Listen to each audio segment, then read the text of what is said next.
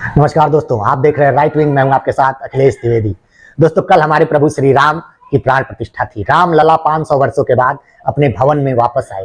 प्रधानमंत्री नरेंद्र मोदी ने कल लगभग 12:30 बजे दिन में 84 सेकेंड के मुहूर्त में उनकी प्रतिष्ठा की।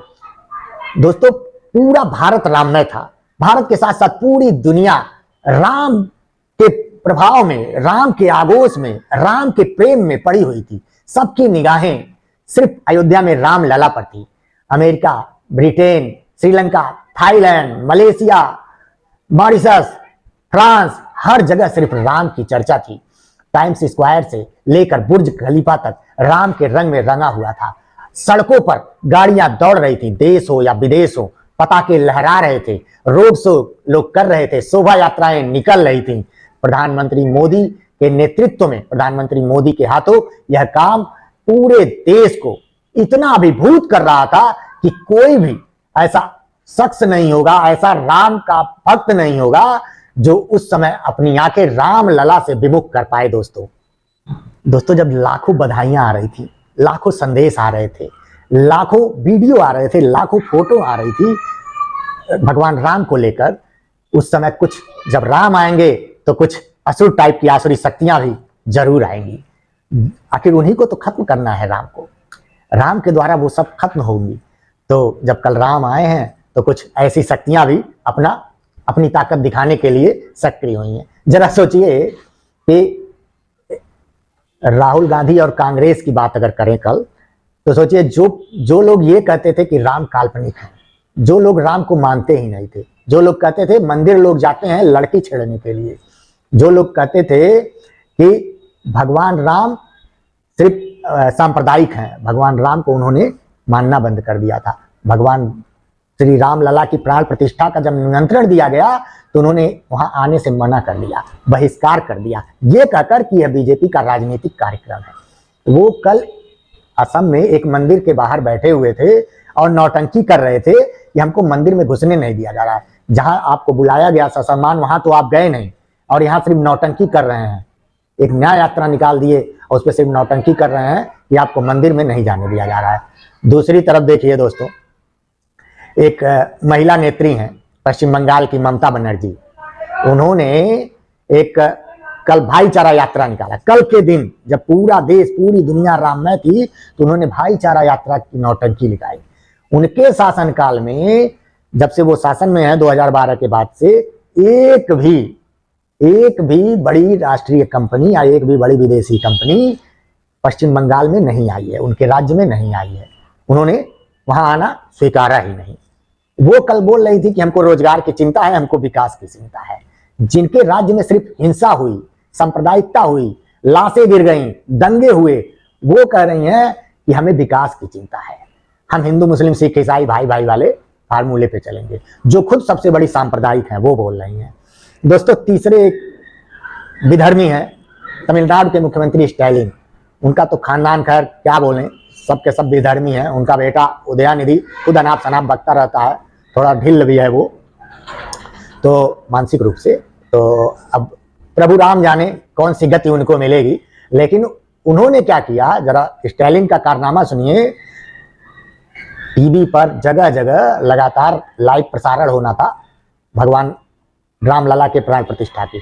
उन्होंने उस पर पाबंदी लगा दी, उसको वर्जित कर दिया।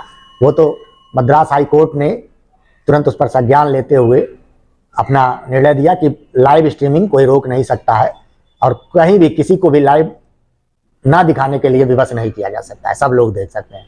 तो लोगों ने करोड़ों हिंदुओं की जो भावना आहत हुई है कल स्टालिन के इस कार्य से, उसका भी सबक तो स्टालिन को मिलेगा और सारे विधर्मियों को मिलेगा। जितने लोग नौटंकीबाज हैं, जितने लोग राम का और राम भक्तों का अनादर कर रहे हैं, सबको मिलेगा। जब हर तरफ राम की जय जयकार हो रही हो, जब हर तरफ राम का जश्न हो, उस समय आकर ऐसी हरकतें करना जिससे करोड़ों हिंदुओं की भावनाएं आहत हो जाएं, करोड़ों लोग नाराज हो जाएं।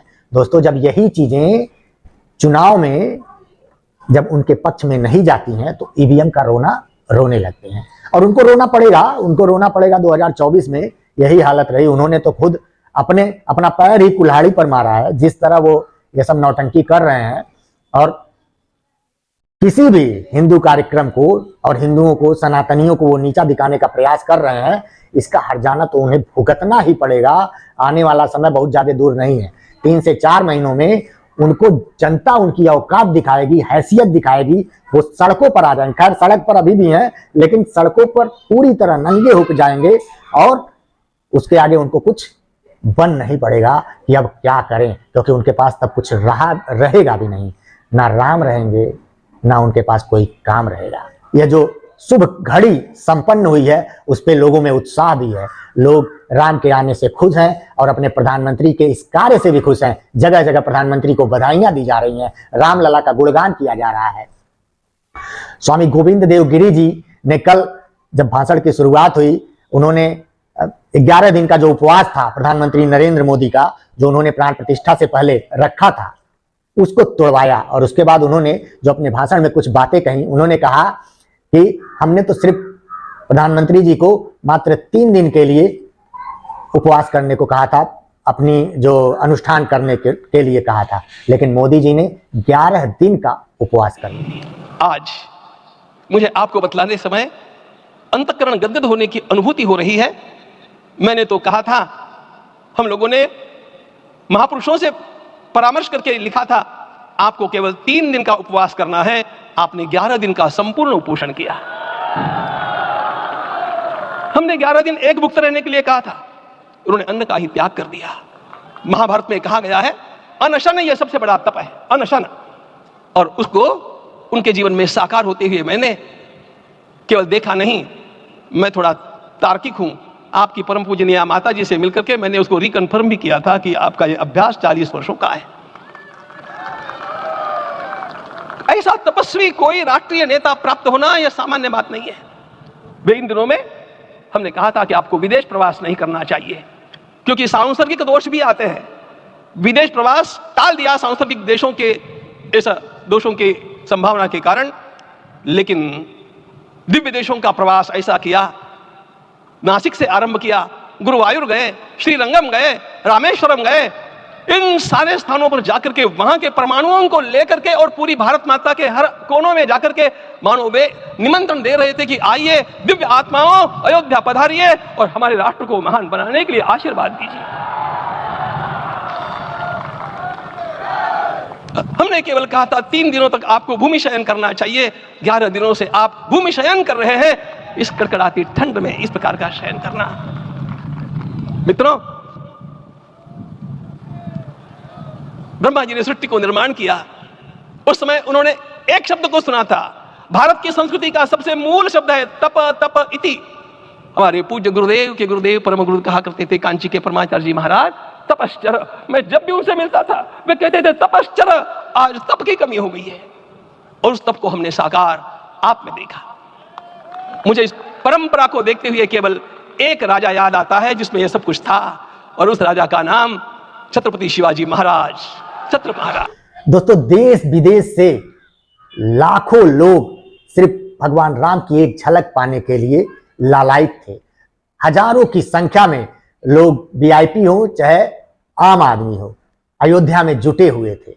बड़े बड़े धन कुबेर, बड़े बड़े सेलिब्रिटी अयोध्या में आए हुए थे। वो सिर्फ रामलला का एक दर्शन पाना चाहते थे। जय श्री राम दोस्तों, जय हिंद।